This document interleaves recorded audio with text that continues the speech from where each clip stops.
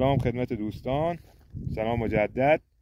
ردیاب سرچ پلاس طلایی، عمق 7 تا 15 متر و شعاع از 200 متر تا 500 متر، متغیر دارای جیوه و پود 7 سیسیکال تورک، قابلیت نصب بر روی موبایل، تبلت و سایر وسایل دیگه و به صورت مکانیکی بدونی که وصل بشه به چیزی میتونه براتون کار رو انجام بده. خب الان هدف ما میخوایم جهتیابی کنیم. ببینیم این بعضیا میگن که هدف باید از شمال به جنوب با ردیاب کار کنه یا از شرق به غرب.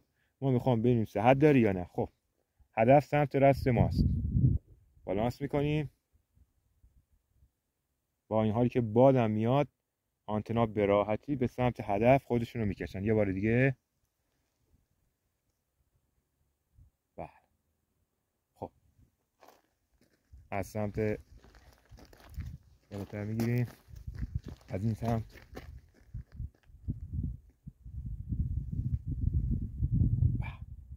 به راحتی به سمت هدف بگیر.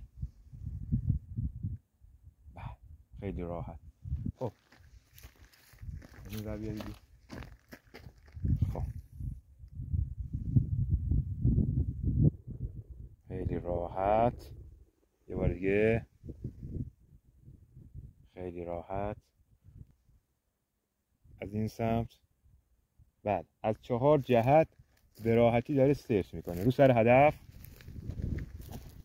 قیچی برمیگردیم، آنتنا باز میشه. رو سر هدف قیچی برمیگردیم، آنتنا باز میشه. خیلی راحت. تا نتیجه میگیریم خروج یون از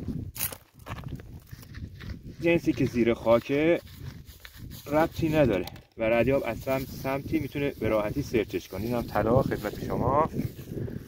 تلفن تماس ما 0990 333 70 47 در خدمتتون هستیم.